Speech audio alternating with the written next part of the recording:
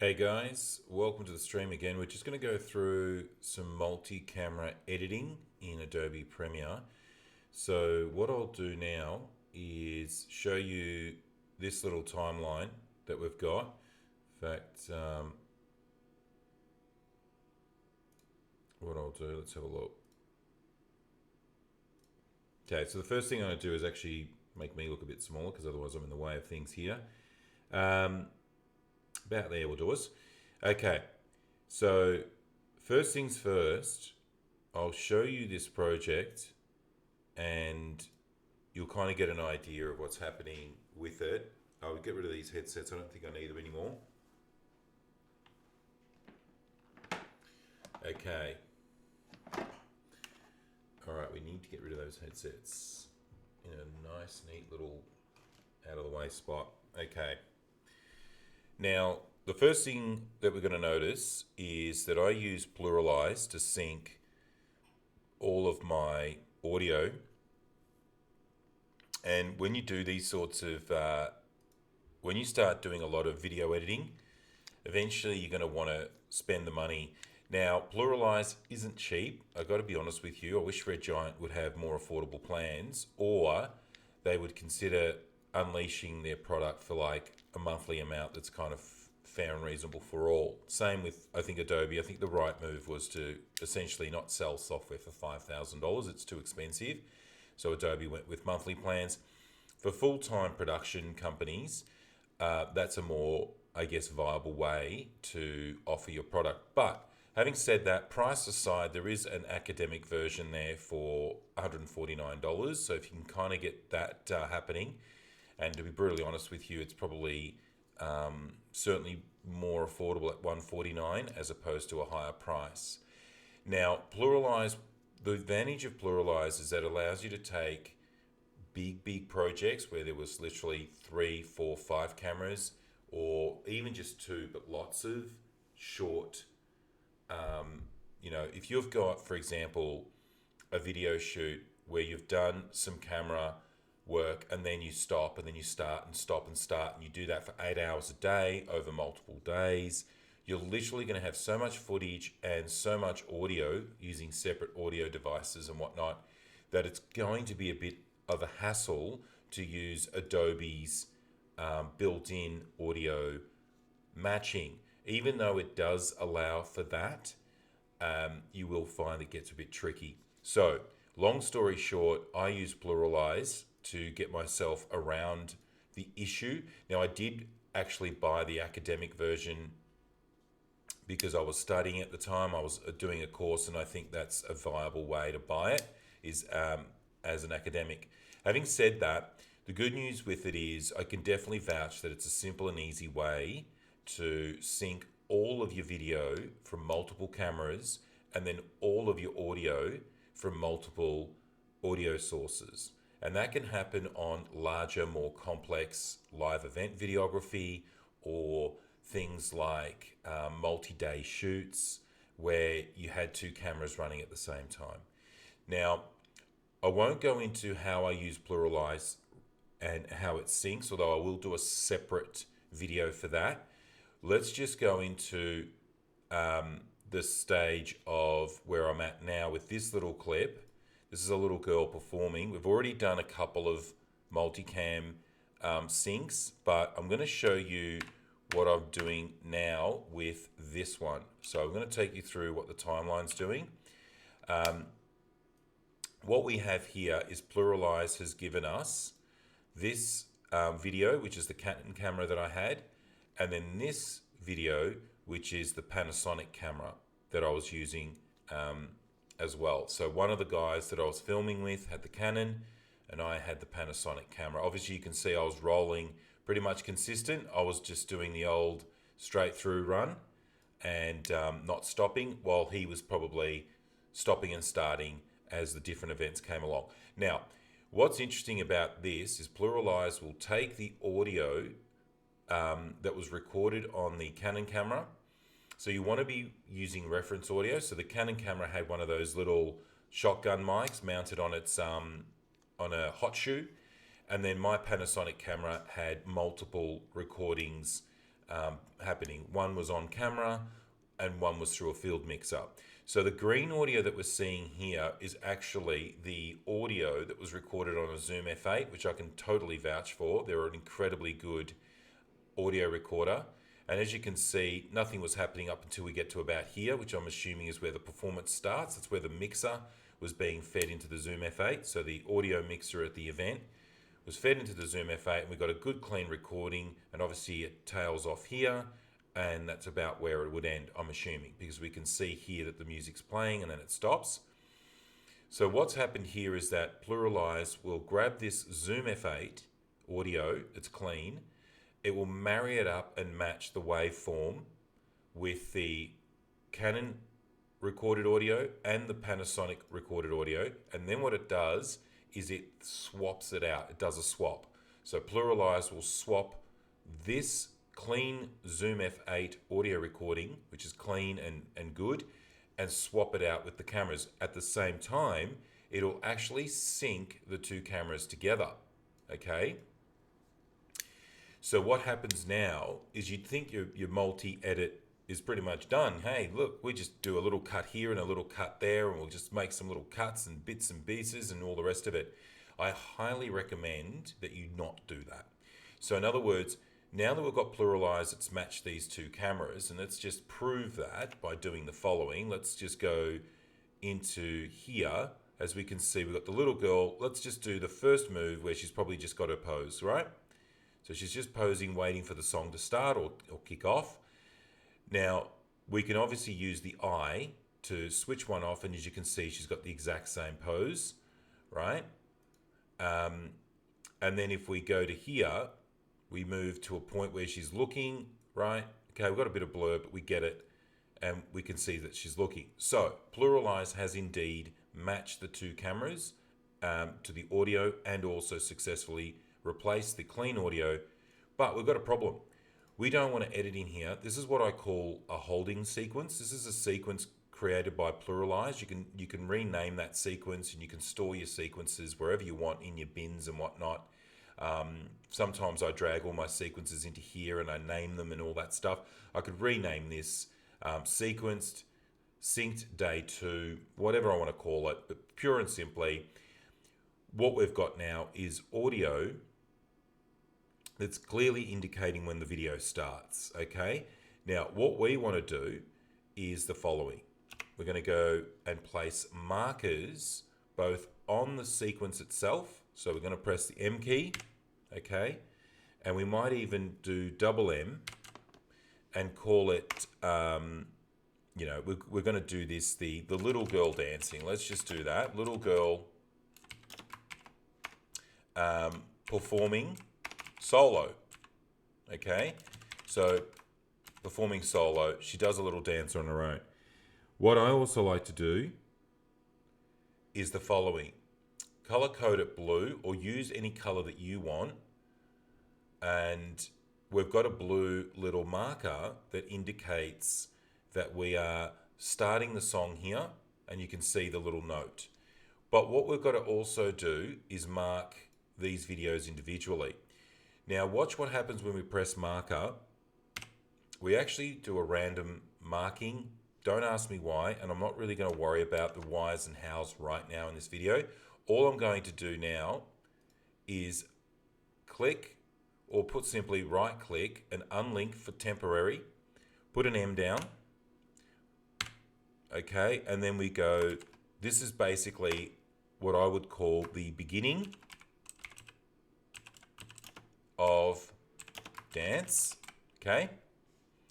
We're going to go okay, then we're going to highlight, and then what we can also do is select the audio now, mark that, double mark it again, right? And we go again, beginning of dance, okay? And just to save a bit of time, Control C, go okay. We can obviously put some comments in here as well. That might be comments that you want to leave for someone else. If I double M again, all I do is put a blue in there, and I'm color coding with a blue. Now, there's a reason for it.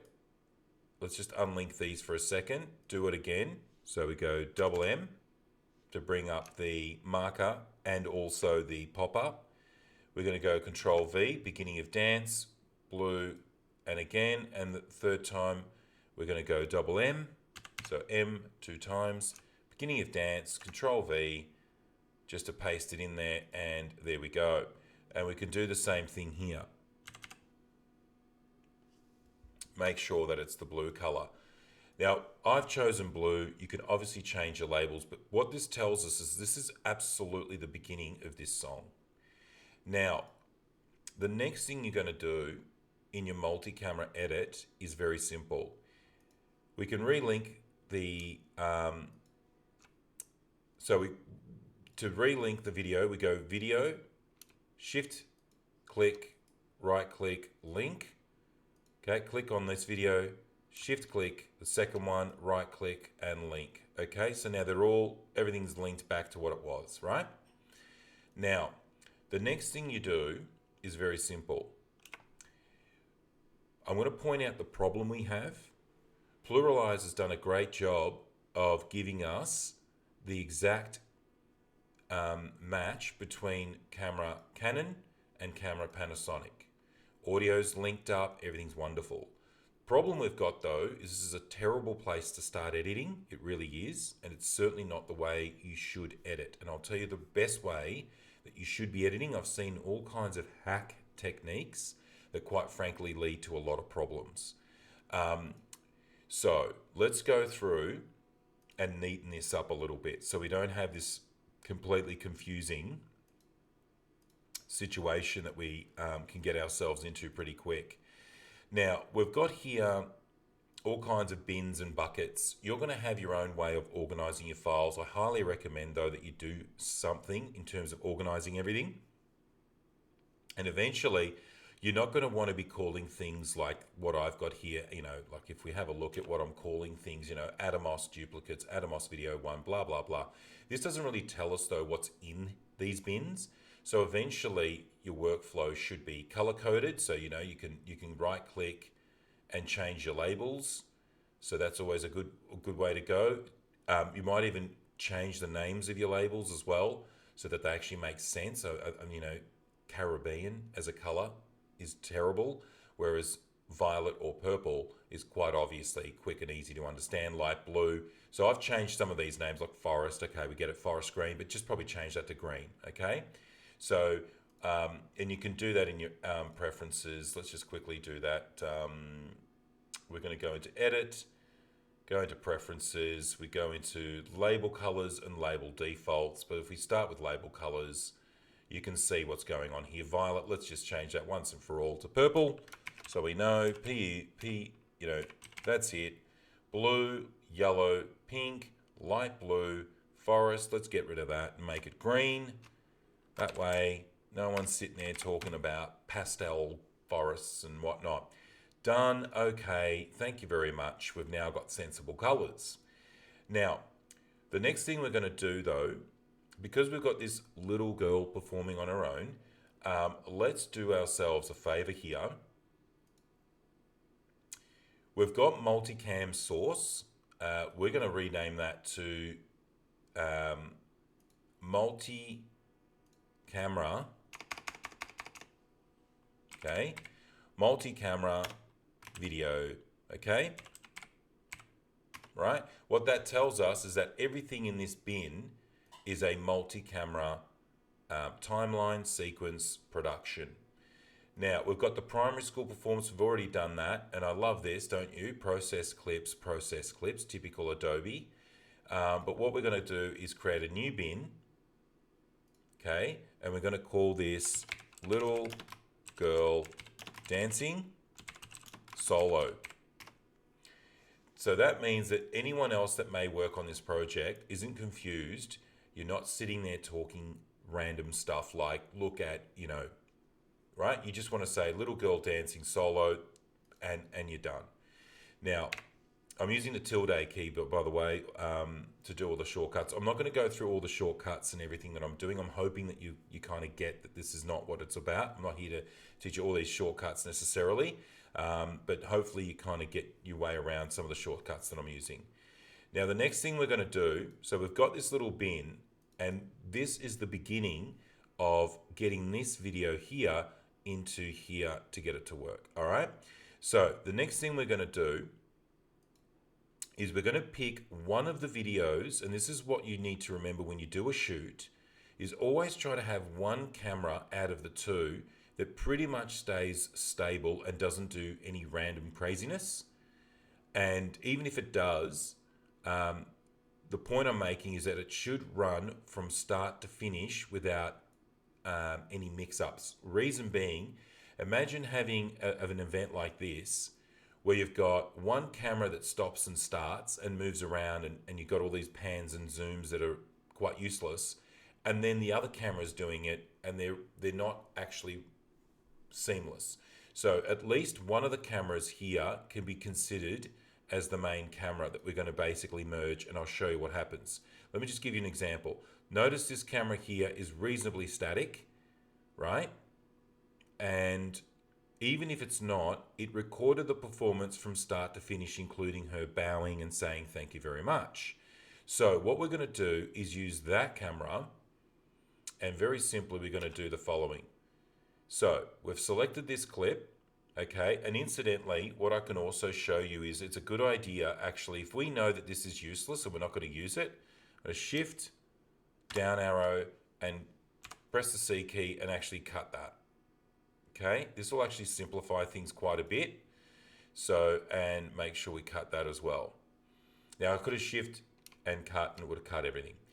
Now, back to the V key. So that now means that we could technically delete that, okay, or we could color code it, label red, okay? And incidentally, Control Z that, okay? Let's just try again and unlink. Just going to unlink that. Let's just double check that that's linking where it needs to. Okay, so I'm just doing a bit of housekeeping here. Okay, and another issue I see this video creeping over here. So this is another problem we've got. We're going to actually cut that. Shift, cut, back to the V key. Now we're actually creating a little bit more organization. Now what's happened here is that we've had audio that started on a previous video and it's continued running into another video that stopped and started or whatever, or another performance, and then we've got another link through to another video, which is not a good idea. What we're better off doing now is Shift Control, let's just double check that one, yep. Okay, so we're going to go Shift, Control that, or so shift click, and then go right click, link. Now we've got a nice neat, and now we can actually, and you wouldn't believe it, we've got another problem right there.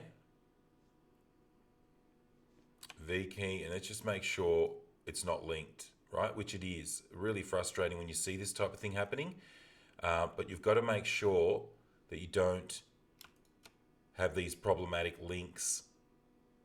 Okay, so what we've done now, we've linked this clip, knowing that the performance starts about here, but we've actually now neatened things up a little. We've deleted what we know is, quite frankly, junk. The client absolutely doesn't want any of this.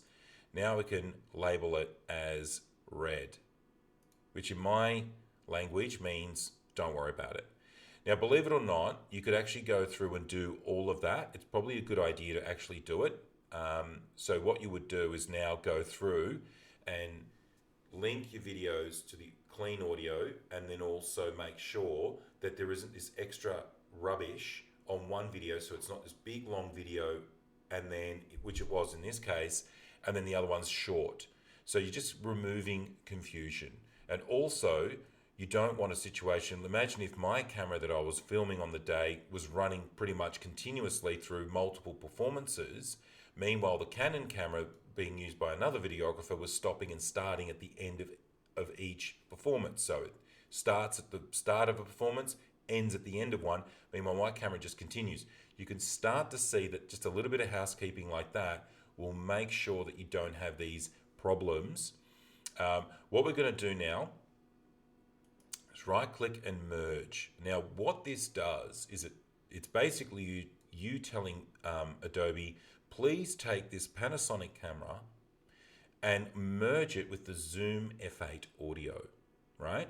Forget the original audio that the Panasonic camera recorded. I want you to merge with this new clean Zoom F8 audio recorder.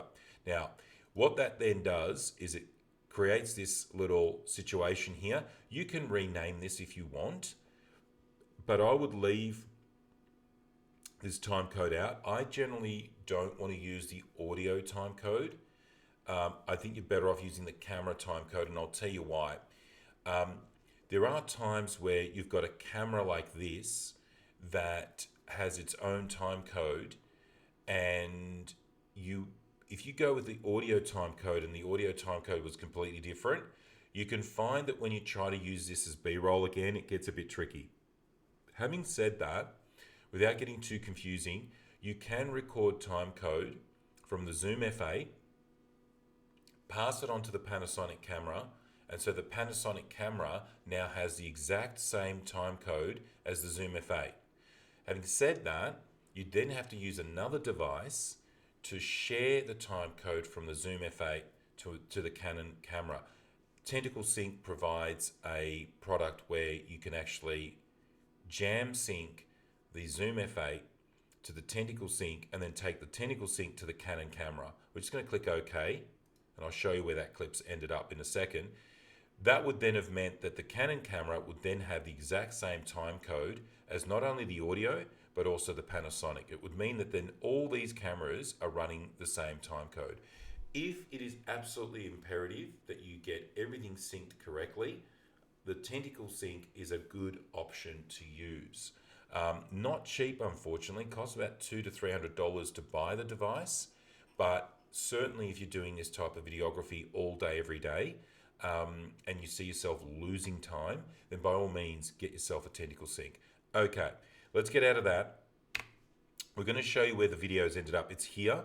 Now, once again, you could label that. You could right-click, label it, and give it a color. It's your choice of what color you do. You might say that a merged clip is orange or whatever. Let's not worry about it, but you've got an option here to merge it. I just basically go cut, okay? And we're going to basically do the sensible thing and right click and paste. Now we've got it sitting where it belongs, which is right here. This is a good start to keeping organized, okay? So little girl dancing, we've got this merged clip. Why have we done this? And I'll show you in a second. The reason we've done this is simply because we want one of these videos to be, I guess, our reference, right? Then what we're going to do is actually, now here's another thing to make a note of. It would have been perfect, and this is what I would have loved to have done, is actually then do a merge of this video and then multi-camera out of these two merged clips. Sadly, Adobe doesn't allow you to do that for some reason. So what we're going to do is the following. We're now going to find these two videos, these ones here. It's going to be the number 7 underscore Atomos day 2, and then this number here, 130517. We're going to find that. Now, as you can see, that's what we're going to do next. All right, let's just do it. So let's just find this Atomos video. So we're looking for, and this might actually help if we do this. We're going to click it and we're going to label it. Let's see what happens. Let's make it purple for now. In fact, let's make it even a better color than that. Let's just do it as an orange. Okay, so we've made it orange, and it's the number 7 Atomos day 2 130517. It should be this one. Right click. We're going to, let's see if I can find it. Reveal in project would have been nice. Why can't I do that?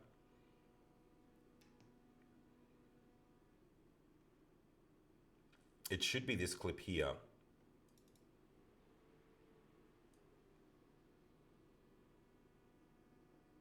Okay.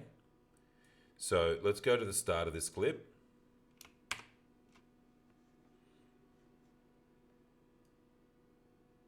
It's definitely not useful there. So let's have a look.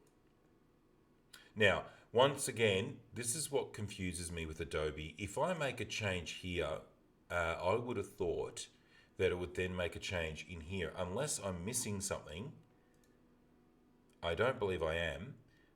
That is actually the video that should be here. So this is one of the problems with using Pluralize. For whatever reason, you'll find yourself updating something in the Pluralize sequence and then it doesn't update over here, which is a real shame. And let's not confuse ourselves. Let's just assume that this is the right video. We're going to bring it into here. Okay. And there it is, right?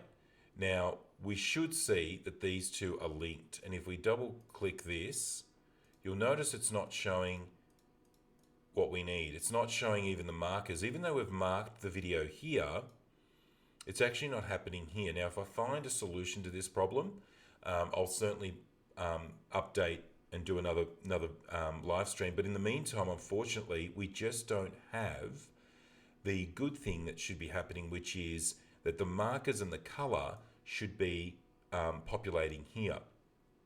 Now let's go to the next one, to Panasonic Day 2. So we've got to find that, to Panasonic Day 2. Let's just double check what it looks like. No, it's not what we're after. Just double checking everything. Nope. Okay. So that's not what we're after at all. So it's not that one. Let's have a look.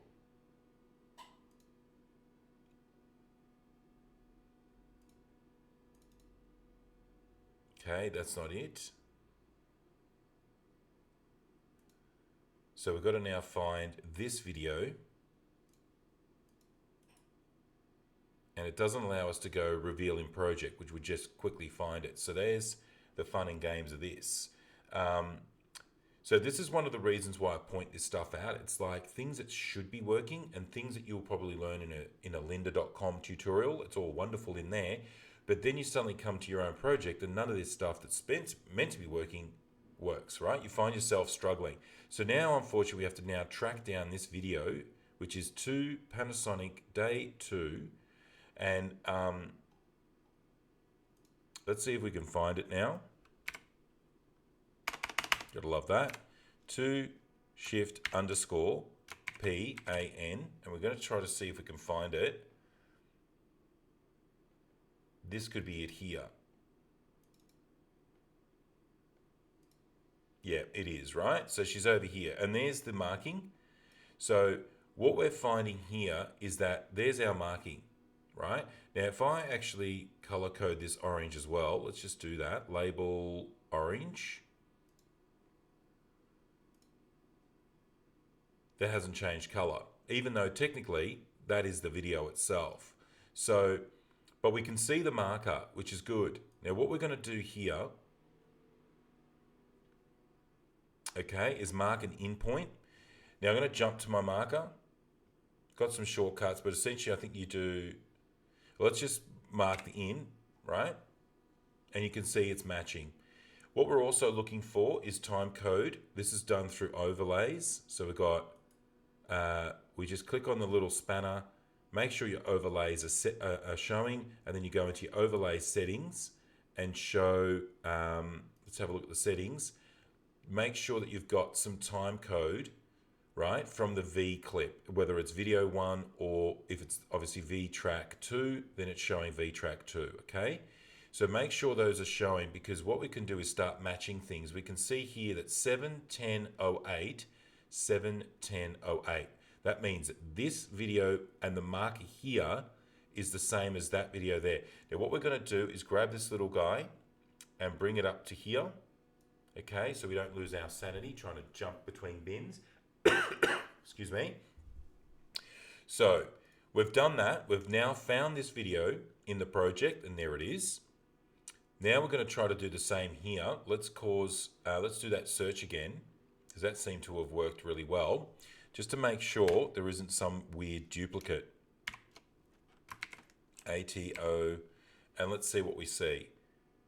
It looks like it's there. That's it. So we've definitively found that this video, all right, is right there where it belongs, okay?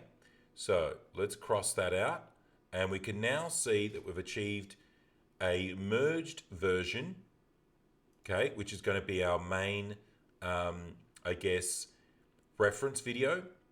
And then we're going to do a multicam shoot. Now I'm going to show you how to do this. It's very easy. Now, just to make sure we understand as well, this is important. That there, 7:10:04, right? If we click on this little spanner and we've marked that marker and also the in, and that matches exactly, right? Now we're going to do it for the other video. And to make sure that that's sitting there, all we do is go overlays is checked, and then we go overlay settings, and in this case we've got source, V1, top alignment. Obviously you put that wherever you want, and that's all there is to it. I think there might be something that includes making it bigger.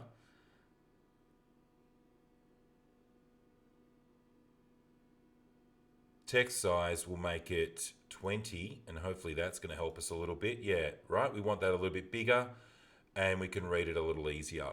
We probably don't need all this extra stuff. It's probably getting in the way, but let's just leave it for now. Those of you who are wondering what this time code is, it's quite handy. It's clearly time code coming from the camera, okay? And in which case, the way you do it is you actually use a transparent video. So you go to Effects. Actually, no, you don't. You go to Sequence. No, once again, it's File, New, Transparent Video, okay? You only need to do this once. It'll create it in here, right? And you can drag this again and again and again across multiple sequences. You just drag it out, throw it out on top. If you need to create a new a video track for it, all you do is right-click and add a track. It adds an extra track. Simple as that. I can Control-Z that, get rid of it, but there you go. Right-click, add an extra track. Then you drag out your transparent video on the top, and what you can do to transparent video is then go into Video Effects, Video, and then go Time Code. You literally drag that out onto here, which is already there.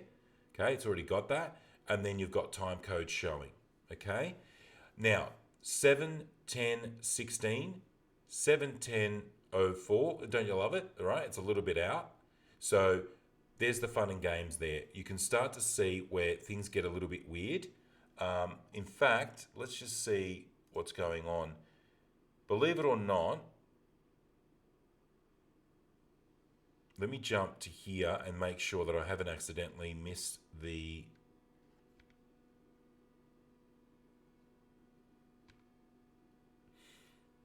Just double checking what's going on here.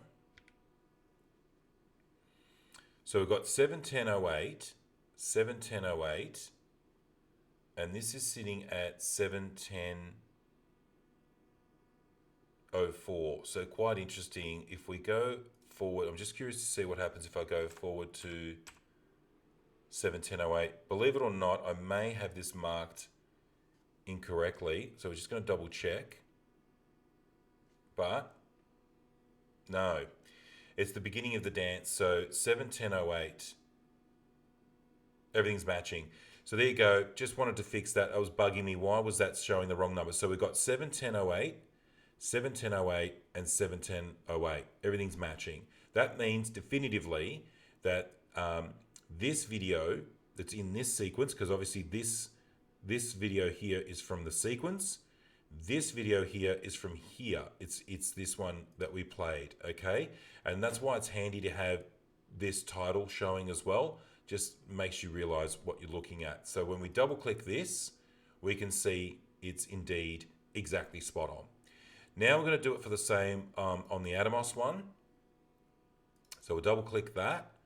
And we can see that we've got all kinds of stuff going on here.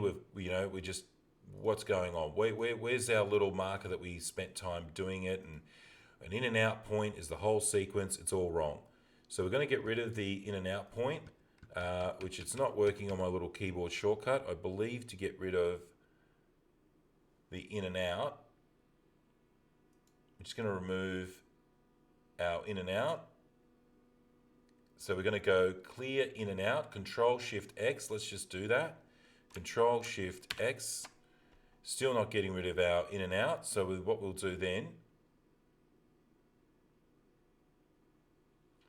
is go clear in, Control Shift I, Control Shift O. Let's see if that works. Control Shift I. No. Control Shift O. So we've got all kinds of stupid stuff going on here. Why is that locked in? Why are we seeing that? What's happening here? And it is quite frustrating, but believe it or not, it's being fed from the sequence in here. This is one of the reasons why, believe it or not, you can do this. Control an in point and then control an out point, and all of a sudden it seems to be locked in, and you're trying to get rid of it in here and you can't. You just can't do it. So let's just have a look and see if we can't just go that. So we got rid of all the in and outs here. Let's turn that camera back on.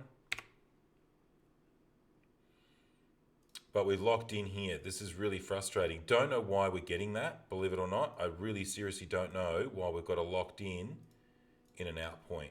But doesn't matter. We'll reset it. Let's just have a look if I can go in. No, not even the in and out. So we've got a bit of a glitch going on here, believe it or not, in this video. Typical of Adobe, it does happen, where you just get these silly little glitches. I don't even know what that is now. I'll have to work that out later.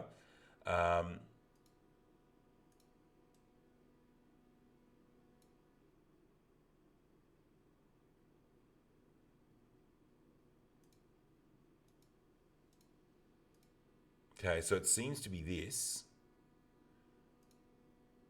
and that. So yeah, really frustrating that it's got this.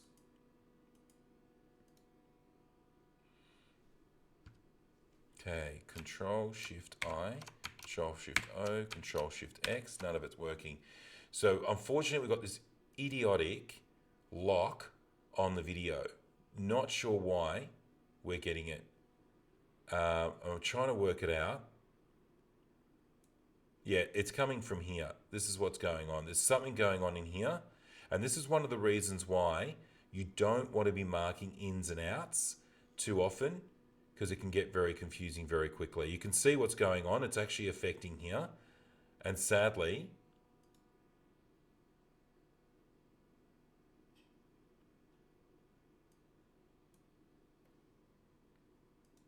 now I have a feeling what's happened. I think I know why. What we've got as a problem, I believe, is we've got a duplication now issue. When I did that cut, we've got two videos named the same. That's what I believe is our problem.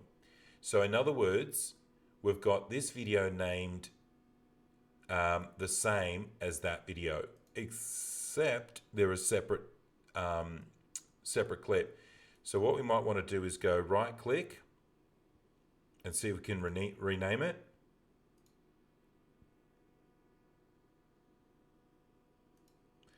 Go underscore TWO.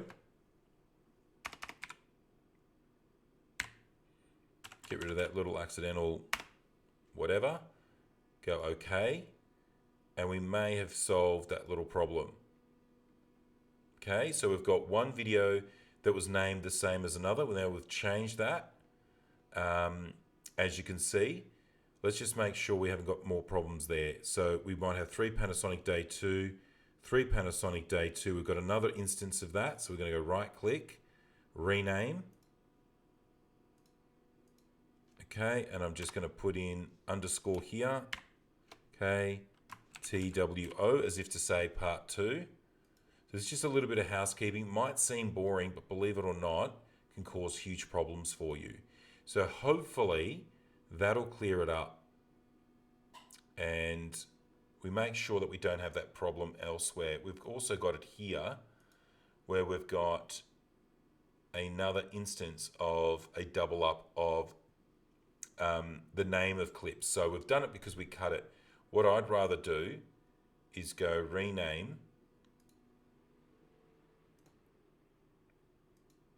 And you might go, for example, in this case, PT, right, underscore ONE, right? As if to say part 1, part 2, part 3.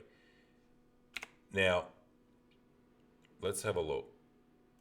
What we're really trying to do is get rid of that. Control-Shift-I, Control-Shift-O, Control-Shift-X, not working. So let's see if that's causing the same problem. Yeah, it is.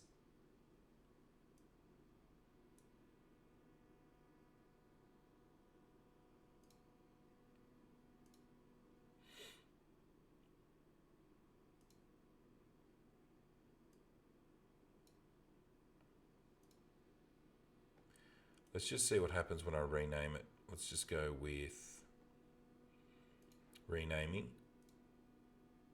We're going to go underscore solo. Okay, just to suggest that it's the solo dance. Okay, interesting. So now what we're noticing is that, believe it or not, this video isn't populating the way we'd expect.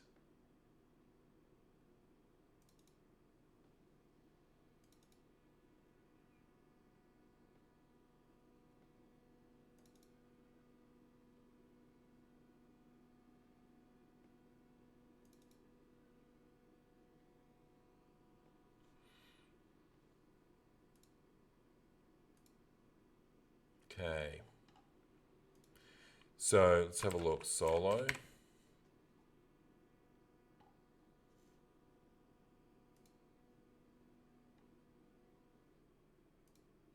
So what we've got now is something interesting that's happening. Even though we're making cuts in the sequence, even though we're doing some changes here, it's not affecting the source file.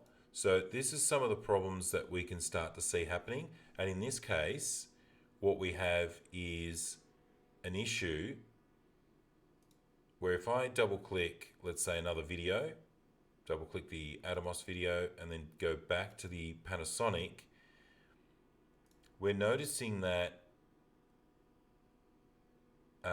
we've got previous performances and what have you. So what does this tell us? What it's telling us is very simply that no matter what we do in the sequence here, the sequence is not going to affect, and all these cuts in here are not going to affect what we're seeing in the actual original source clip. So this original source clip was recorded with, say, some, so one child performance, then another child performance, and then another child performance. So what does that mean? It means that all these cuts here have no bearing on here. Now, one of the things to eliminate this problem, what I could do is go into something like Prelude, mark my ins and outs in Prelude for, let's say, each performance. So this performance, and then don't worry about anything we don't need. Then go to the next performance, and so marks ins and out, and then bring each one. So even though I've recorded the original video, what I would do is ingest in Prelude with the ins and outs. So then I've got 3 separate videos without all the crap on each end. So that's an excellent use of Prelude, and highly recommend that would be the way to go. And on my next video, what I'll do is show how to ingest this type of video, okay? Where it's got, 3 radically different performances happening one after another with lots of rubbish in between. Why would we want to bring this in as one big long clip? The answer is you wouldn't. So I've caused my own problem there, and I've tried to see if I can trim it here in the sequence, which I clearly can't.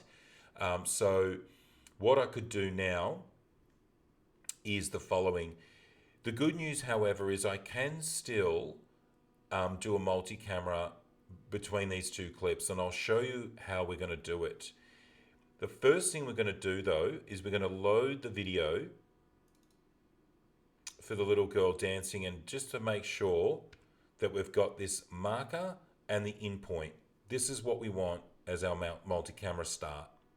Now we're going to go to the Canon camera and double click. Okay, and we can see the time code. Let's just go shift down arrow. What have we got here? We've got 7:12:07 on the Canon camera, 7:12:07 on the Canon camera. What this tends to suggest to me is that Canon, when you turn on a Canon camera, its time code starts at 0000. Then as you record, this is 7 minutes of recording, and let's see if we can't load this video in, which is the... Okay, we've got some different time code here. 3 hours, 47, 17:07. So there we are. This is what it is, okay? So now we can see that this is being fed overlay settings.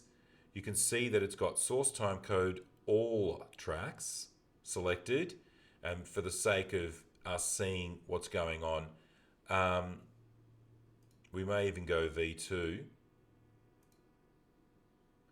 And now what we're going to do is go, okay, let's see if we can't find this point here. Let's just load it in.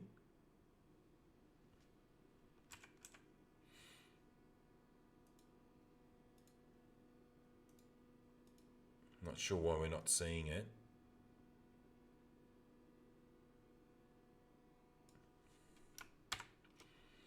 Okay, we've got 3 hours, 47, 34:06.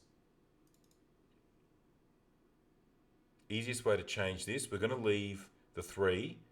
Just going to click here and we're going to do this. We're going to go 46 dot 34.06.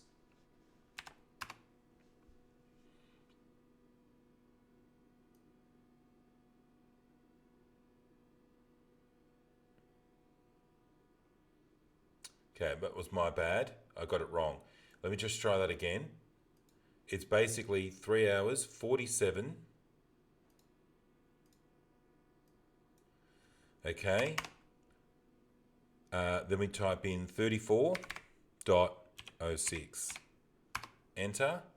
Okay, sorry about that, but that's pretty much the match. So now what we're going to do is mark that. We're going to press M. We're going to press I.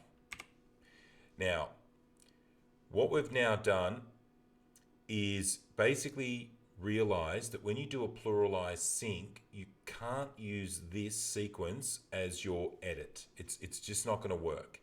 So what you're better off doing is you merge one camera or the other, whichever one you prefer, and you do what we've done here.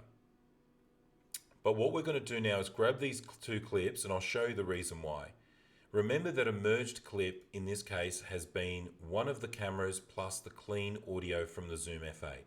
Got it? Great. So now what we're going to do is we're going to highlight one of the cameras, right?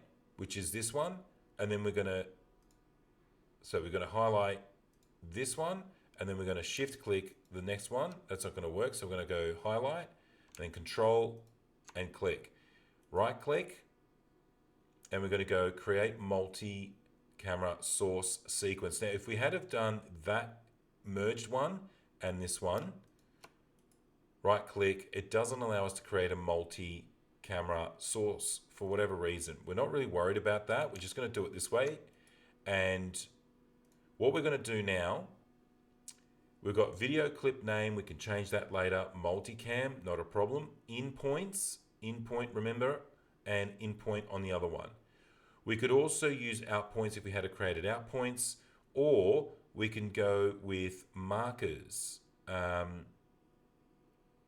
clip marker, but it's not allowing us to do it. Let's just go with the in point, and I'm not sure why it's not letting us do the marker. Let me just cancel that out and double check. Okay, the reason why it's not letting us do a marker is because there's 2 markers, right? We'd have to eliminate that marker to allow it to choose the marker, I'm assuming. So what we'll do, and once again, another reason why you would use Prelude to ingest the video and create it separately. Let's not worry about it. We've got an in point. Let's just go back to what we had. So we're going to go Control and right click, camera, and go in points. Leave that. Camera settings, sequence settings from camera 1. Clearly that camera is this camera here. Stereo and OK. Now we've got a new sequence. And we're going to double click, and it doesn't create a new sequence out here. It creates a new sequence to be shown here. And we can see that now the little girl there, if we move through now, as you can see, she's synced. Okay, let's just have a look. Wherever we go now, the two cameras are exactly identical. As she moves back, as she moves forward, as she moves around, all cameras are synced. If we had had a third camera, it'd be there. If we had had a fourth camera, we'd be there. Now, the point of this is that it was kind of showing you that things can get a bit tricky when you do multi-camera. And I've done a lot of explaining here, but I could have done that a lot quicker without all the explaining. So it just makes you realize, though, that there is a way to get around problems. Notice you've got processed clips here. One of the things you could do, well, processed clips means original clips that were turned into multi-camera. It's left the merged clip, and I'll show you what we're going to do now. The simplest thing you can do now, leave this sequence alone. You don't want to use that because clearly it's not designed for, editing and all the rest. What I will do, though, is the following. We're going to take the merged clip, right-click it, and go new sequence from clip, and we can see it here. There's the sequence. We're going to right click that and rename it immediately, and we're going to call it, you never were going to guess what we're going to call this, right? We're going to go SEQ hyphen little girl dancing, SOLO, little girl dancing solo. Done. Now for now, we can leave it there, but eventually we can drag that and put it in with the other sequences. It doesn't really matter. It's just not a big deal. And then we can see that. Now, as I said, this is your reference. And remember where this all starts. So what I can do, once again, is grab, actually, I won't do that just yet. I'm going to do the following. Right-click, add a track, grab the transparent video, drop it in here. There it is. Drag it out. Now be careful with transparent video.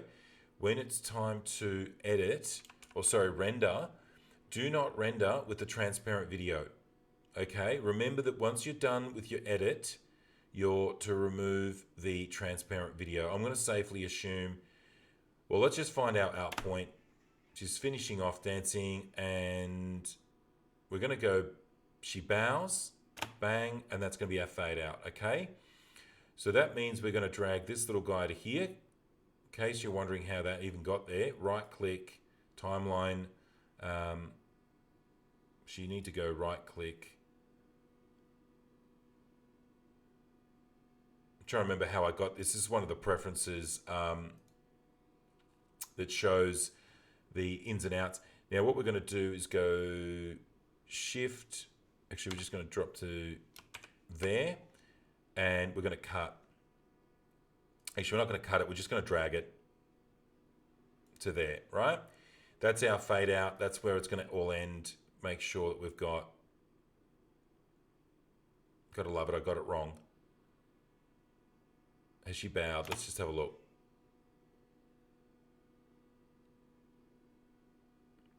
Press. Okay. Now, the next thing we're going to do is find our start, which we've already got. It's that marker there. So what we're going to do is drag this out. Okay. And then obviously drag this to the start. So now we're not messing around anymore. Okay. Now, the time code, grab it, throw it onto here, and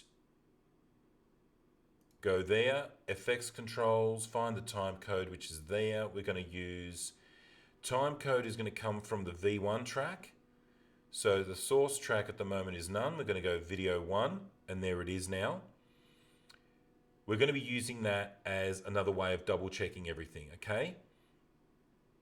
So now we know that the time code that was recorded on this camera is now there. We're going to verify when we look at the multi-sequence Okay, we're going to go back to the start and once again verify 7:10:08. Okay, so what we're going to do now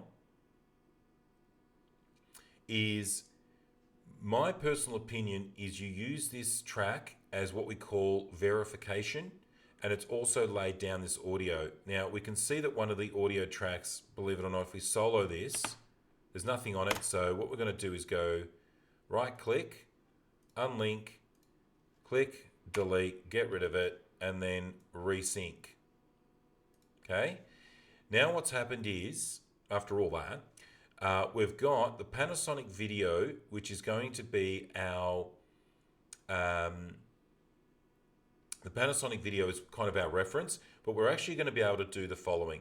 We can play through this, right? And we don't actually have to play it live, but let's just get this started and I'll show you what I mean.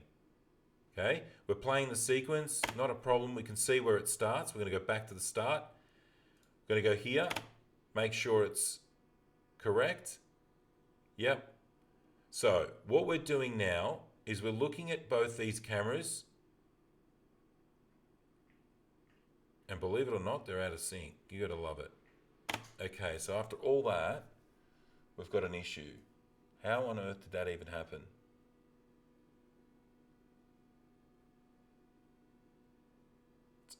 Okay, that means our sequence is no good.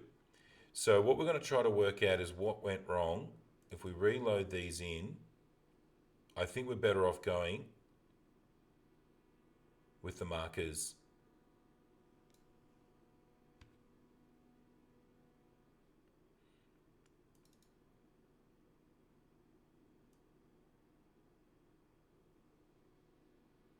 Okay.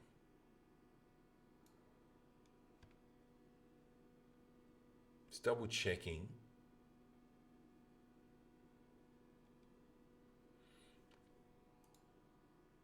We're going to delete that. It's absolutely useless. So we've got to do that again.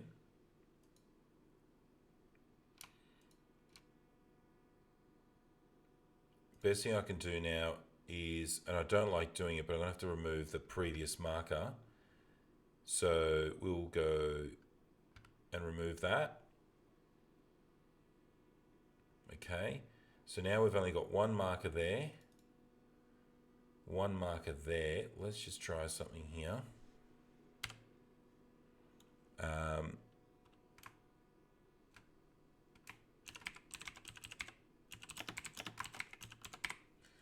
Okay, make it blue.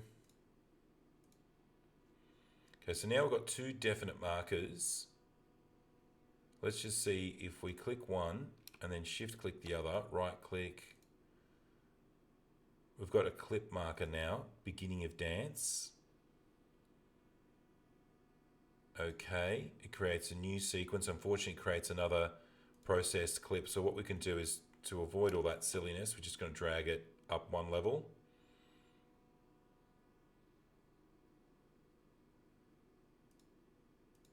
Grab all these, because it gets a little bit ridiculous when it does that. Does it allow us to go back into here? No, it doesn't.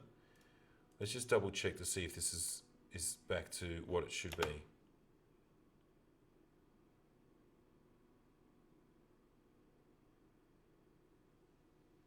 So we can see a slight delay, which is a huge problem.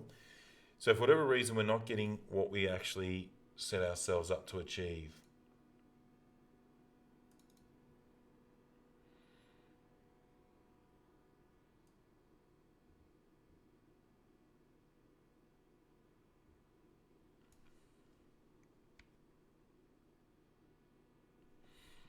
Okay, that's really quite amazing how that did not work.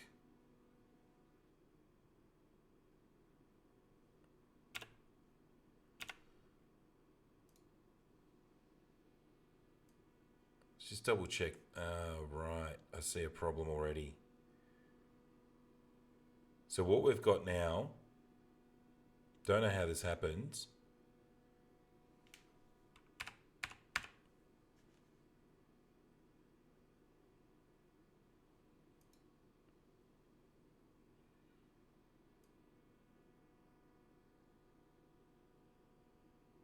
There's our problem. Now, this all started. Okay, so there's our problem. Believe it or not, I've accidentally gone and put this marker in the wrong spot. So what we're going to do is jump to that marker and we're going to remove it.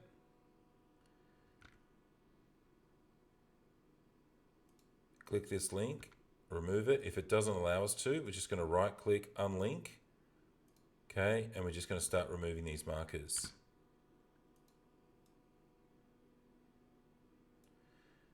That's amazing. Let's just see if I can remove the marker.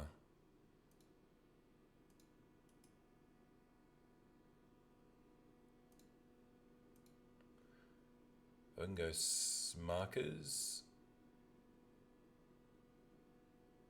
add marker, go to previous marker, clear all markers on that. And it won't do it, of course not.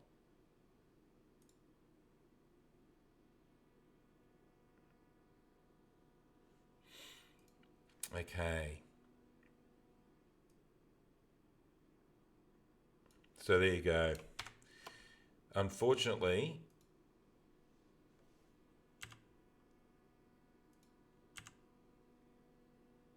and if we jump to the previous marker, it won't remove it.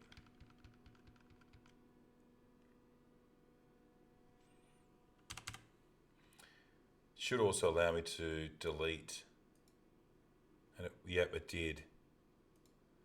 Okay, so what we're doing is double M, deleting. That's very important. Okay, we'll jump to the next marker. Double M, blue, and we call it beginning of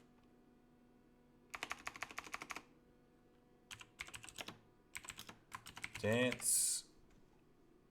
Highlight that, Control C, and then do the same for this one. Double M, Control V, blue. Okay, now believe it or not, that's probably why we had a problem. We're going to save that. We're going to get rid of this by just deleting it because it's absolutely useless to us. And this time,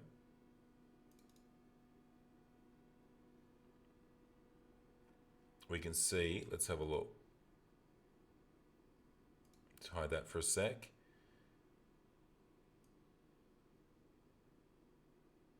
So we jump to here. This is where our problem is.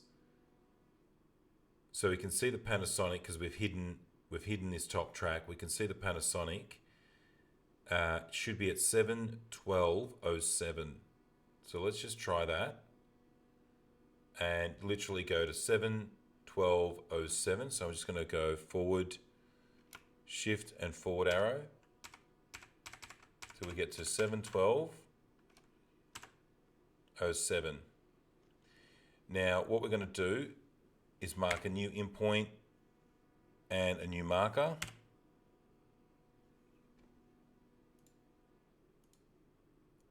Let's just jump to the previous marker.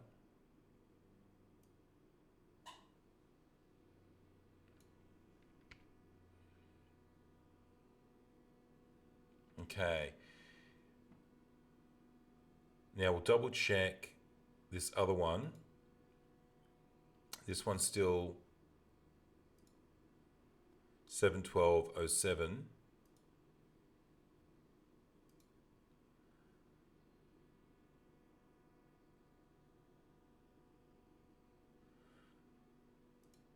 Okay. Let's just see what happens for a second. Let's just shift click that, right click, create multi-camera sequence. We're going to use the in points or the clip markers, beginning of sequence, yeah. And then okay.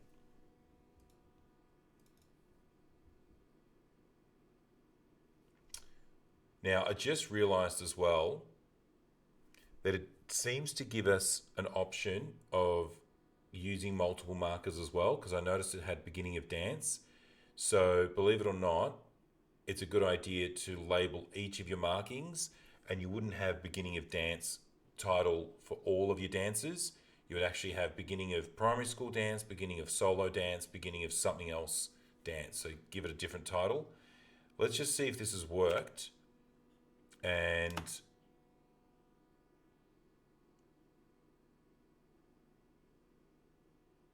I guess by making a mistake, I've shown you that we fixed the situation up. So what's happened here then is I've accidentally chosen and carelessly not zoomed in, right? So by not zooming in, I actually made my little mistake. What I've shown you is that sadly, with pluralize especially, when you find yourself syncing video together in a multi-camera shoot, what you've got to then do is just make those markings and then bring your, what's it called? Your markers across by using some of these sort of manual methods of time code, whether you do it through the transparent video or whether you do it through the actual source on the camera and what have you. Like I said, Tentacle Sync is a solution if you get all your time code correct. And when you're doing this professionally, ongoing, continuously, like daily and weekly, you probably find that Tentacle Sync is a viable purchase simply because it saves you time. Having said that, now that we've done that, and we've actually finally got these two talking the right language, what we then do is the following. We actually now go back to our little clip of the little girl dancing. Like I said, we've got, and what we're going to do is track target that one, and we're going to turn off that and that, so we only get two audio clips. We don't want to be throwing the audio into here, so we're going to remove the track targeting for that. We only want audio to either go on track 2 and 3. We'll leave track 4 for later on. Now, in the meantime, what we're going to now do is, now that we know that these two are actually synced, we decide on which camera we're going to jump to. Okay, so let's go back. Let's just see where we're going to start. We're going to start with this camera. So what we're going to do now is we mark our in. Okay, that's our marking. We'll let it play. We start with here. Picks up. She comes in, and we decide that we've lost her here. So we're going to go back and just make sure we go boom. We're starting to lose her there. We're going to press mark, and we're also going to press out. Now what we're going to do is, we've got our track targeting up here. We're actually going to press the full stop, and we've dropped in exactly that. We've got our in, our out, and our marker. Now what we're going to do is we can easily move the sequence and just double check that we've got what we needed.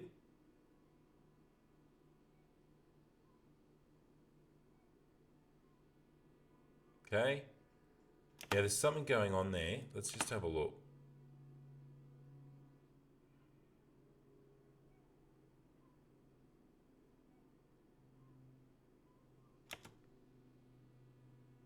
Oh, of course. So what we've got is a problem.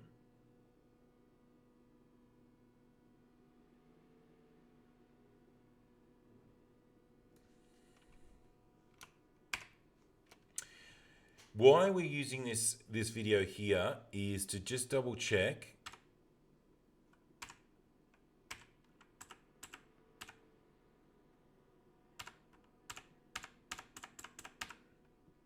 that our audio, okay, so just going to plus this in.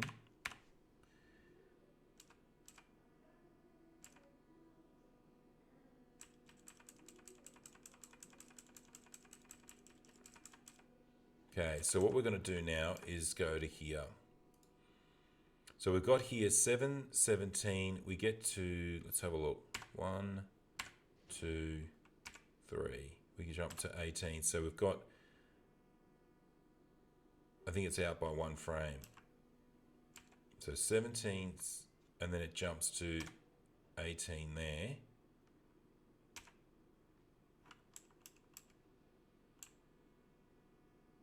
Okay, so we're about there.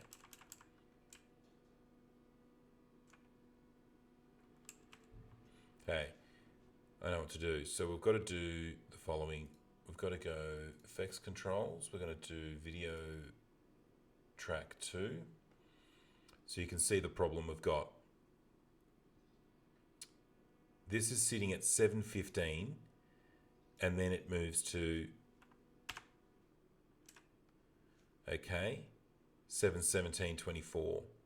So what we've got to do is it's about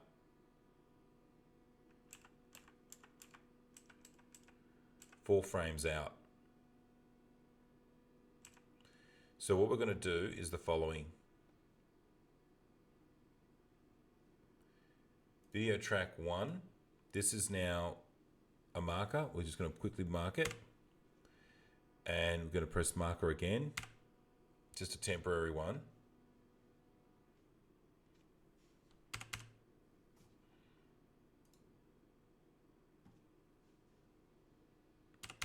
Okay, we're going to put in here 17:24. Okay, that's telling us that that is at 17:24, this video here. Okay, the problem we've got though, if we actually have a look at video 2, if we go back 1 frame, it's 17:15. So this is actually 9 frames ahead.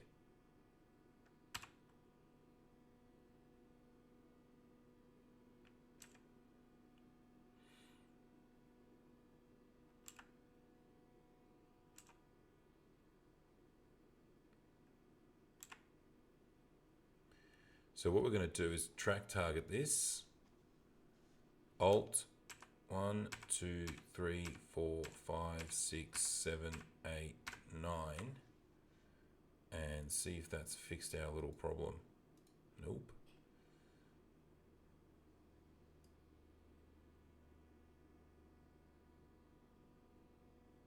Because technically now,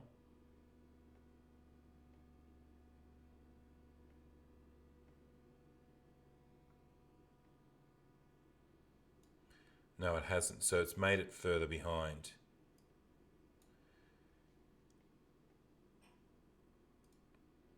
What we're going to do is move that back to where it was. We're going to move this.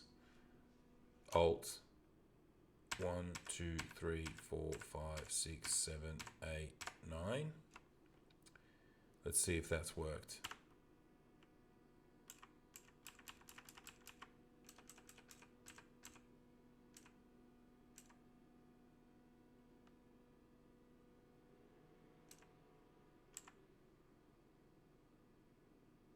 Okay.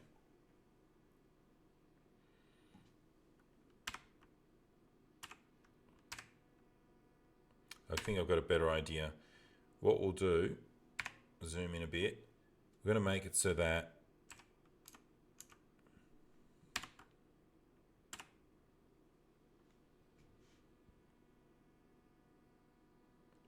this is 7:15. We're going to then assume that that should then be 7:16. So we're going to double mark that.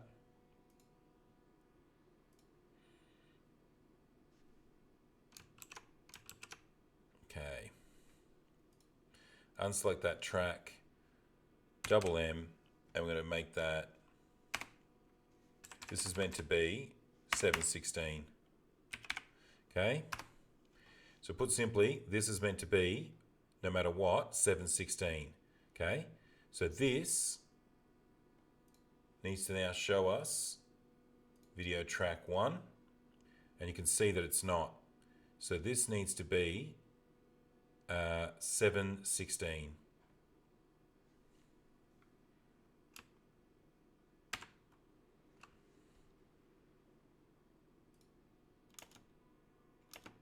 what is going on here.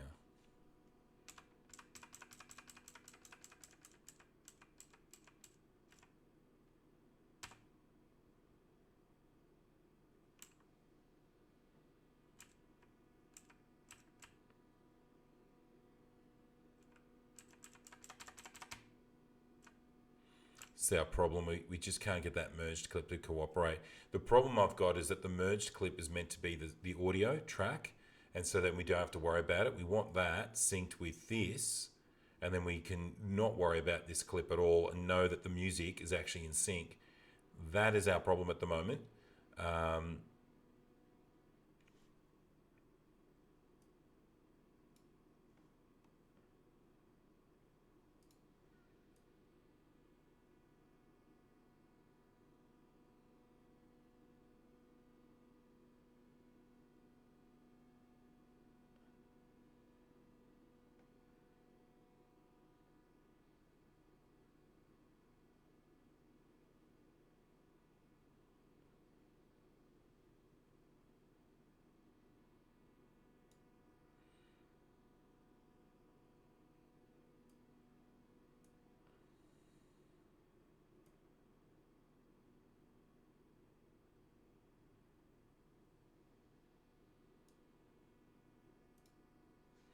Let's just try something here.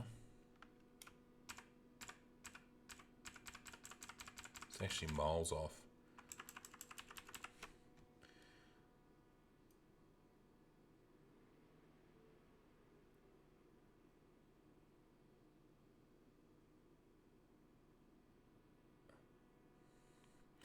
Yeah, so unfortunately what we're trying to do is get this merged clip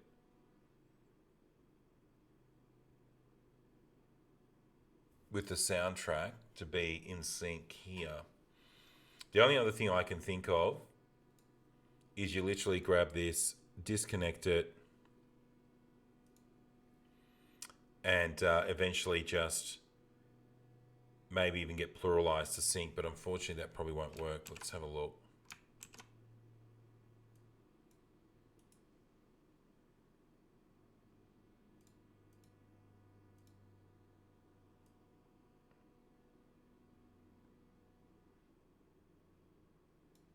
So quite frustrating to find a point at which we can just match these two cameras.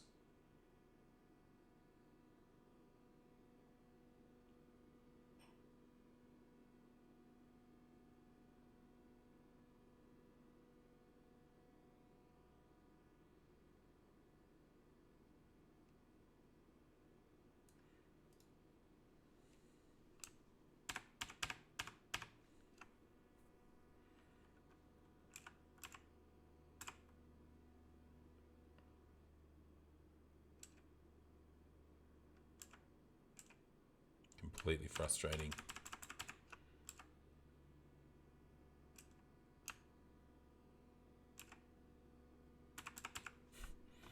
So hysterical. And I think it all started with me messing up the original. So this all happened because I created a merged clip off that original sync that was a bit of a mess, and now I've just caused more problems for myself. So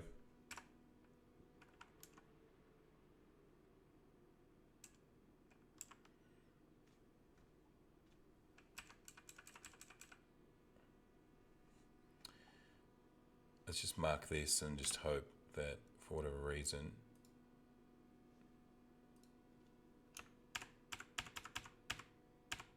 something along those lines. So 1, 2, 3, 4.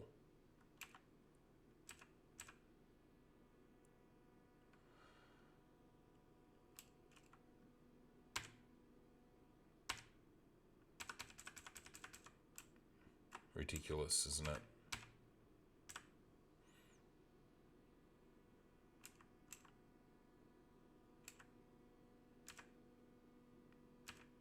It's just completely guesswork at this point.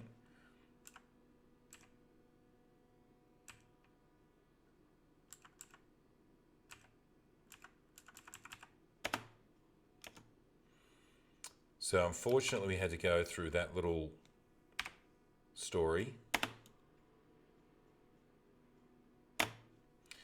Yep.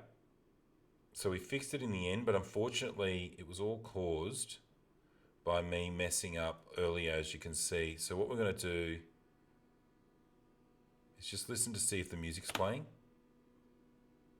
Yeah, it is. So what we do now is that. Okay, we're going to drag that out. Which it won't obviously do.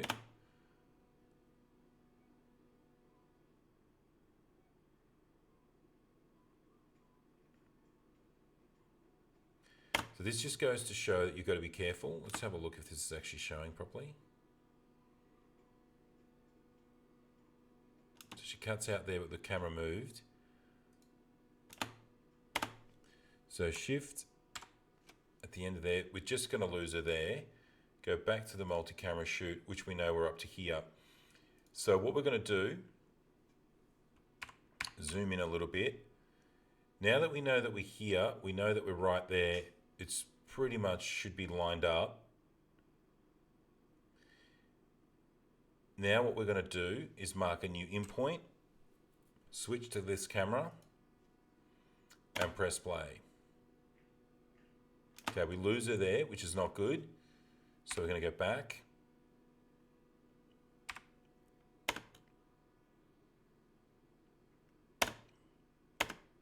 Okay, before she goes up.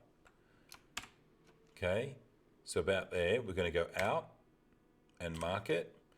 Then we're going to do full stop.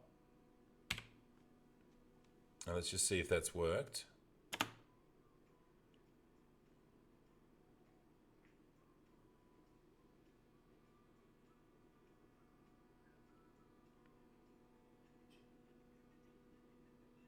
Okay, so then what we do now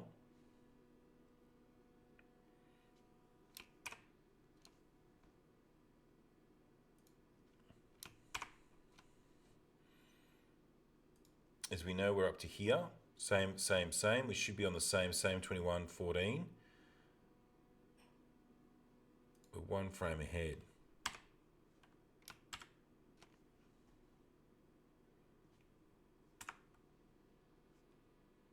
Okay. So now what we do is we mark in, jump to this camera,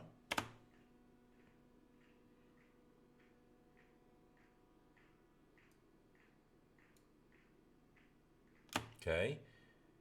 So just as she sweeps through, we'll go out, mark it, full stop, go in, switch to camera,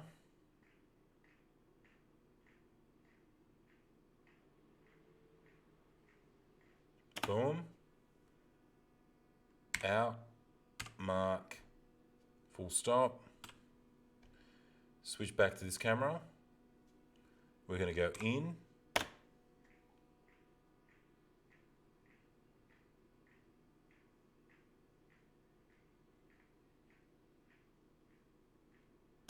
I'm picking points where she's probably doing something dynamic. We're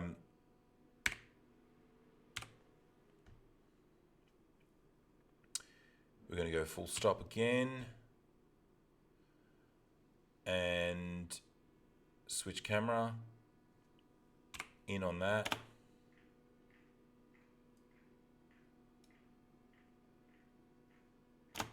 Okay. Actually, we've got a nice expression there. Okay. Out, mark, and then full stop again. Jump to this camera, in.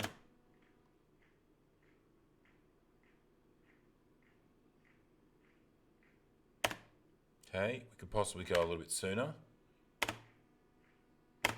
Okay.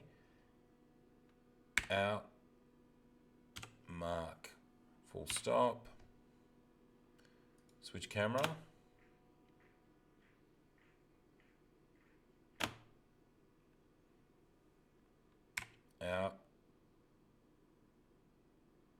marker. And hence the reason why I've got the markers, just in case you miss. Go in, jump to the old marker, full stop. Just in case. Yeah, so we're double checking that we're in the right spot. Okay, we're going to shift to this camera now. Mark in.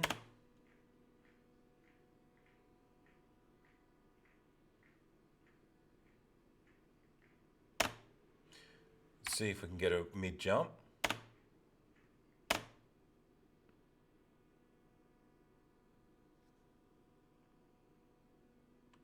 Out, mark it, full stop.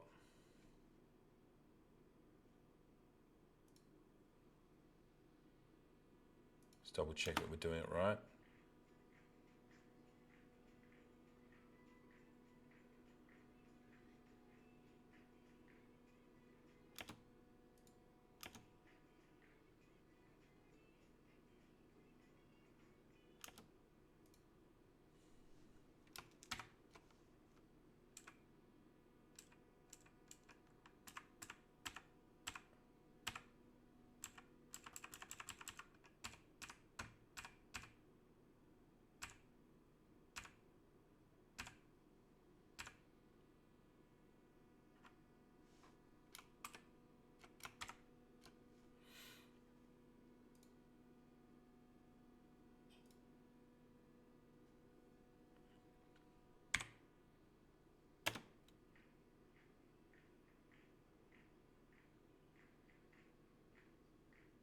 Okay, so we're going to go back.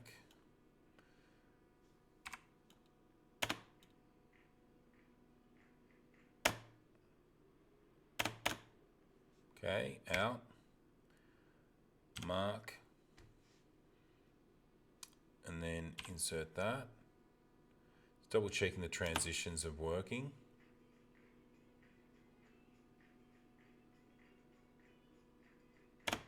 Okay.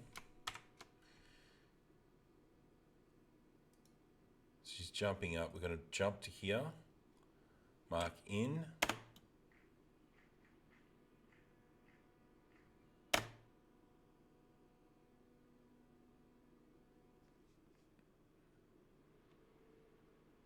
Out, mark, full stop.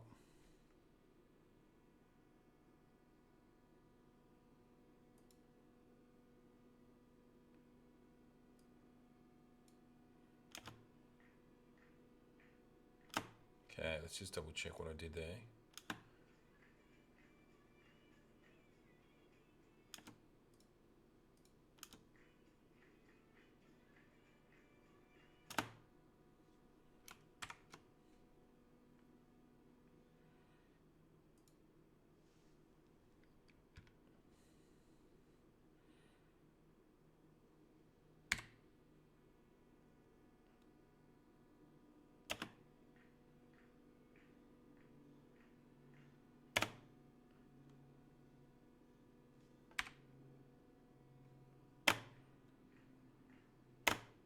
Okay, out, mark, full stop, switch to camera.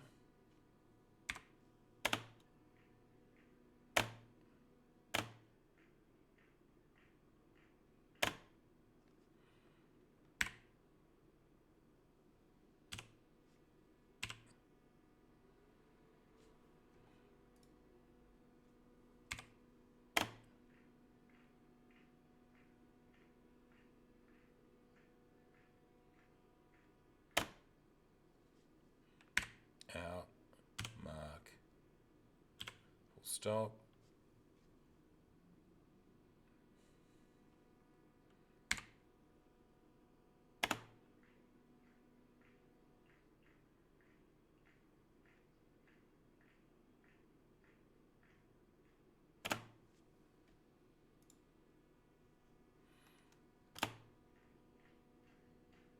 Okay. So what we're doing now is just markings in and out and sort of trying to get things to match up. The reference merged clip unfortunately went a little bit haywire. So in my next video attempt of this, obviously I'll be more mindful.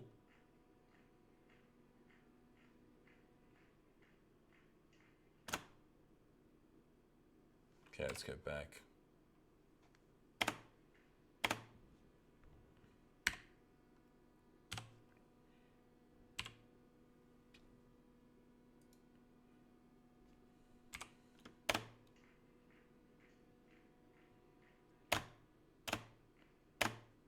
Okay.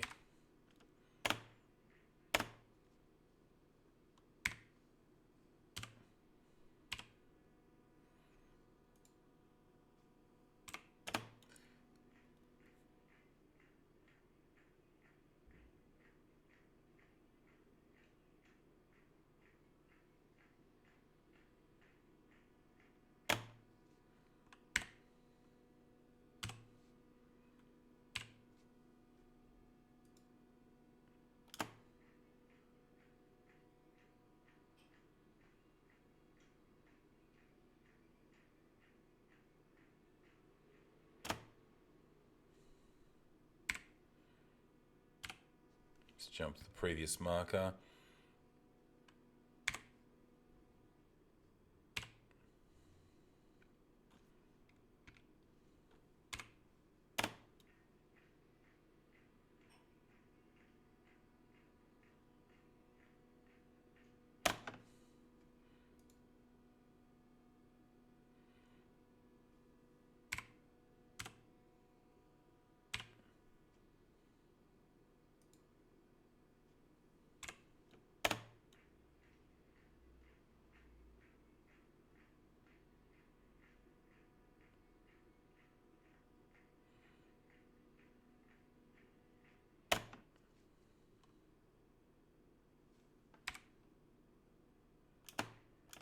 Okay.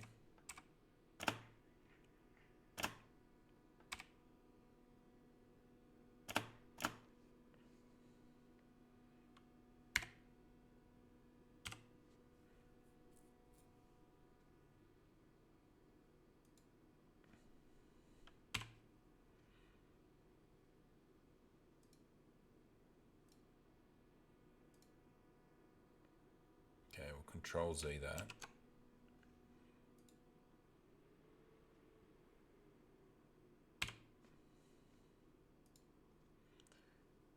In.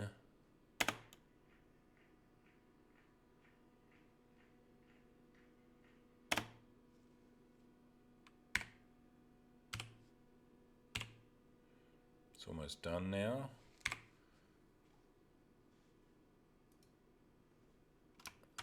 Okay, so switching to this camera.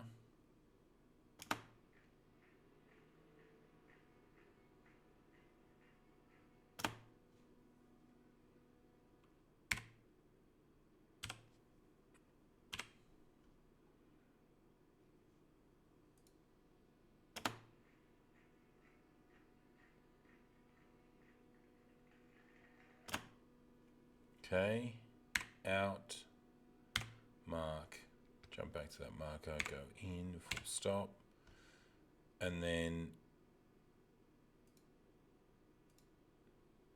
done. Last bit will be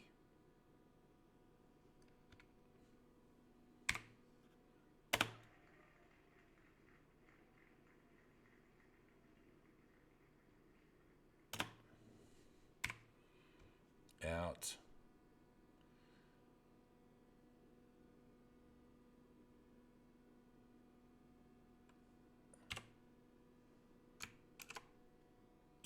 stop.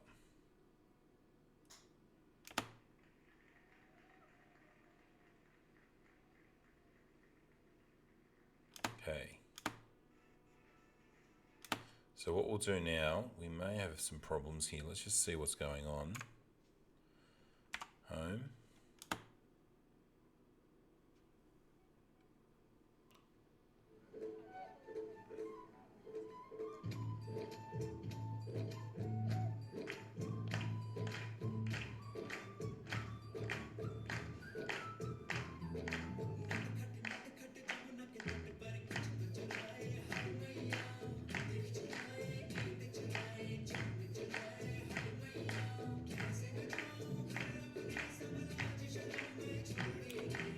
expanding that to see if we've got an issue.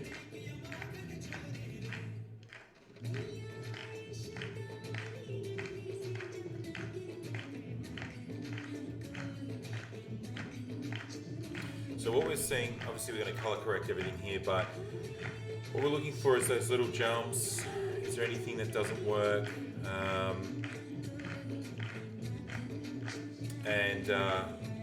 What we're looking for is essentially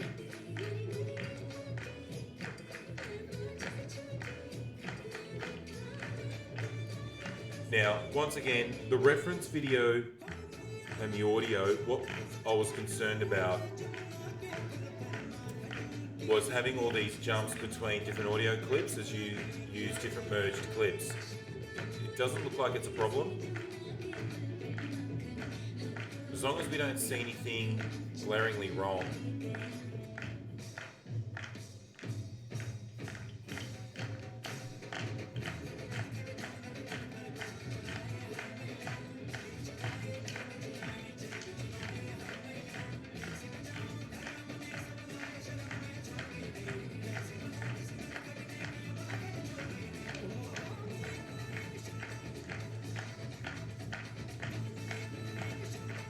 Okay,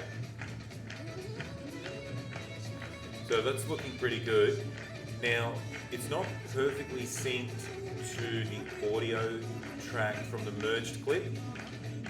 So if we have a look, although it might be, what I've now learned is that we've got this one audio track sitting there, as you can see.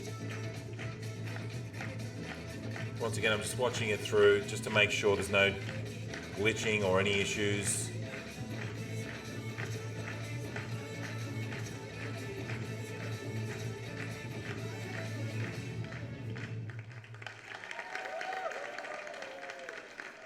Okay, mission accomplished, lots of things.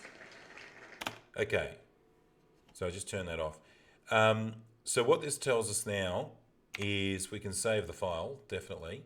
We should have done that a bit sooner. Let's look at what's going on. Our first issue was when we created the merged clip, it was critically important that when I had this sequence up, okay, it was a bit of a mess up that I had like these markers kind of wrong. So better that I would have zoomed in. As you can see, I was off by quite a bit, right? So this is where my problem starts, is kind of marking things incorrectly. So it's critically important that I had got that mark spot on. And that's where it all went wrong, because once my merged clip was kind of like 10 or 15 frames out, when I brought it in, it caused problems. So the lesson learned is whenever you've got these situations where one camera is rolling across 3 or 4 performances while another camera, it's a multi-camera, is turning on and off between those performances, then you've got to technically trim the one camera that seems to be rolling on through, recording everything. So including people setting up and all these other mundane events that you probably won't give to the client. So the lesson there is when using Prelude, make sure that one of the cameras, when it's been brought in, if it's one that's been rolling a little too long and recording extra fluffery that's not needed, then the ingesting process with Prelude, mark your ins and outs and trim the fat. If there's just junk that you don't need, and try to break what is essentially a big long video that has a lot of rubbish in it, try to break it into the parts during the ingest period with Prelude, okay? Having said that, if that's not possible, if you get to the stage where you've gotten to this, where I am here, what you're better off doing is essentially you're going to have a problem, obviously, with your video, because when I did the trims in here, it actually didn't affect the original video. So it's not possible to mark in here to then have it feed back out to in here. Now, what you want to be doing though is doing what I just showed you, is double clicking your videos, or in this case, double clicking the multi-camera, and then just picking. right? Now, I didn't have to watch that live. I could have just scrubbed. There's no reason why I had to watch. I just had to scrub. But what I've essentially done is I've marked where I shifted cameras. And if I really wanted to, I could say one set of colors could be, let's say in this case, as you can see as I scrub through, I'm hoping it switches cameras, which it doesn't seem to. Isn't that hysterical? Having said that, what I could do is go the following. I'm going to safely assume that I recorded and used that. When I got to here, I might mark that as, one camera ending, another camera, or make my little notes or whatever. But put simply, this tells me where I did my little jumps between cameras. So I know that I've gone camera 1, camera 2, camera 1, camera 2, camera 1, camera 2. So we've pulled it off. It's just that, unfortunately, the workflow isn't as nice as you would like it to be. I would have liked that this sequence somehow allows me to put my markers in and then have them carry over into here. But sadly, it doesn't, as you can see. This video is independent of whatever I do in the sequence. So all the cutting, all the trimming, all the marking in the sequence, even though I've actually marked the video that's here and vice versa, it has no bearing. All the color coding in here has no bearing on here. So if I color code this orange, this doesn't suddenly become orange. If I color code this green, this doesn't suddenly become green. So this is really just video that's independently on its own. What it's taught me though is when I'm shooting video at an event, especially if it's a long one and there's a lot of in-between stuff, it's probably a good idea to stop recording. And when people are setting up or someone walks up on stage and does a mic check, you double check with the client if they want those things recorded. But if they do, there's nothing wrong with you recording the performance, knowing that, hey, we're going to stop this. When we edit, we want punctuations of this is when the performance started, this is when it ended. There's nothing to stop you from stopping the recording and then press to start it again, because now you've got a clean video that's got the start of the performance and then the end of it. Stop recording even for 5 seconds, then start recording even if it's the fluffery rubbish, although you would double check with the client, look, do you want me to record people setting up, sneezing and walking around stages? Do you want me to record the stage hand? If they adamantly say no, you can stop recording in the intermissions, then by all means do so. Because the last thing you want is one camera recording everything, including all the fluffery, and then we have what we have here, which is a bit of a problem. It's a bit of a we've got an issue when we got one performance leaking into another, and then unfortunately, the only real fix for that, in my opinion, is not to do what I was doing in the sequence, but to actually ingest it better during the earlier phase with Prelude. On our next video, we'll probably show an event where we kind of ingest things a lot better, rename files a lot better, and so therefore it all has meaning, and when it comes to edit, it's a lot simpler. There's none of this, rubbish going on. Okay, so we'll stop the stream there. That's got us through the multi-camera. Unfortunately, I made some errors early on in the piece, but you sort of saw and you get the point that when you've got a sequence with all your cameras synced in the sequence, you then want to pull them out back into the project pane. So then you create your multi-camera sequence, and then of course you create what we just did. What's next for this video is very simply, we're going to color code. I would now probably get rid of the this time code layer. You certainly would. I would literally delete it. We can then get rid of these overlays. We don't need these showing anymore, because what we're going to do next, and incidentally, do not render with this time code on top, because it will actually burn in. It will actually render it in. It won't burn it in permanently, but what you will find is that there's no point rendering now, because you'll have the time code rendering in there. What we could do now is just get rid of the overlays. If we then turn them back on later, we just turn them on and it's got everything. So the settings haven't changed, it's just a case of they're not showing anymore. Now that we've got that looking the way we want, what I would now do is basically color code and color correct the main camera, then copy and paste all the color correction, which I'll show you in the next recording. But essentially what we do next is we color correct this clip, and then obviously paste all of the color coding to the Panasonic. Then what we do is we grab this Canon camera and we color correct that, use a shot matching technique that I'll show you as well in the color correction, and then what you do is you actually paste it across all the Canon footage, and then you've pretty much got yourself a cool little clip. The color correction shouldn't take too long, believe it or not.